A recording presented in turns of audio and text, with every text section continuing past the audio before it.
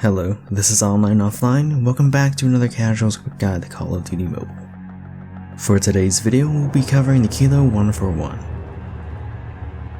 Not to be confused with the Kilo bolt action.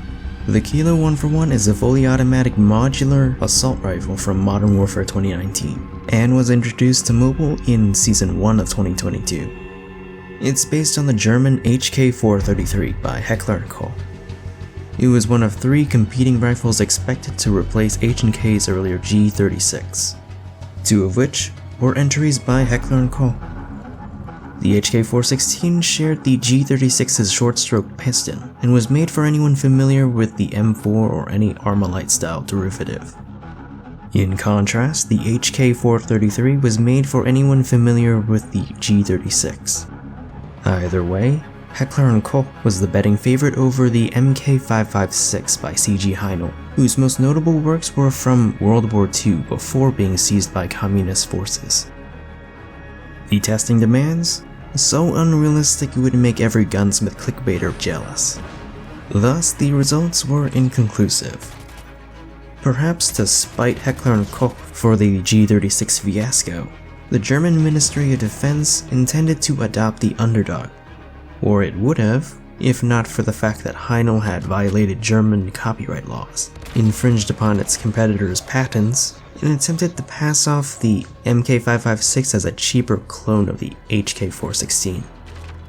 And so Haenel was disqualified, leaving 1 company, 2 guns, 1 offering. The 433 was cheaper and more similar to the G36, but the 416 had a much more proven reputation, spanning over a decade, adopted by multiple nations, and was most famously used in the Delta Force raid that resulted in the death of Al-Qaeda leader Osama bin Laden. It also helps that German Spec Ops had already adopted a 416 variant as the G95K. Thus, the HK416 was adopted by the Bundeswehr in 2022. As for the 433, without any potential buyers in the immediate foreseeable future, it will most likely be lost and forgotten in time. Base damage per shot is moderate, killing in 4 shots up close before dropping to 5 at mid and 6 at far. Body multipliers are simple, dealing 100% base damage to the whole body and dealing a high 1.4 to the head. The fire rate is relatively moderate at around 680 rounds per minute. This gives you a relatively average time to kill, similar to that of the M4, but with an effective range of 38 meters. Be advised, a single headshot can shorten your time to kill at mid-range and beyond. In terms of mobility, the 141 is relatively average for the AR class. A couple of things that stand out are its swap times, which are similar to that of SMGs, and its very quick reload cancel of 1 second. Even if you were to use a 100 round drum mag, you would still be able to reload cancel just as fast as most weapons in base, although the drum mag does severely affect your other mobility stats. Previously the most accurate automatic before the Bloom buff of 2022, the Kilo is still better than average, but is tied with many others, no longer the best. Flinch and hipfire performance is average. Recoil is low and is one of the easiest to control.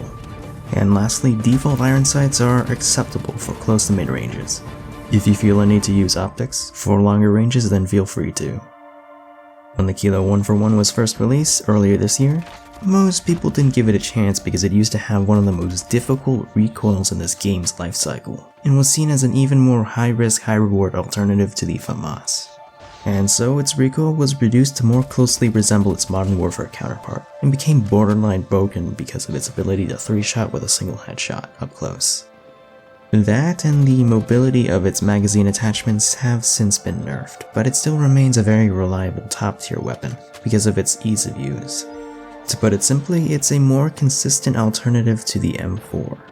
The Kilo 141 has such good fundamental stats that you can put whatever attachments you want, and it'll perform well. Does that warrant a nerf? No. With it no longer being considered the most accurate AR, its claim as meta is challengeable. Personally, I think it's slightly overrated. It's a jack of all trades. A more specialized weapon would outcompete it in its preferred range. But that's just my opinion. This has been a Casual's quick guide. Feel free to suggest what weapons you want to see covered next. My name is On, and I'm off.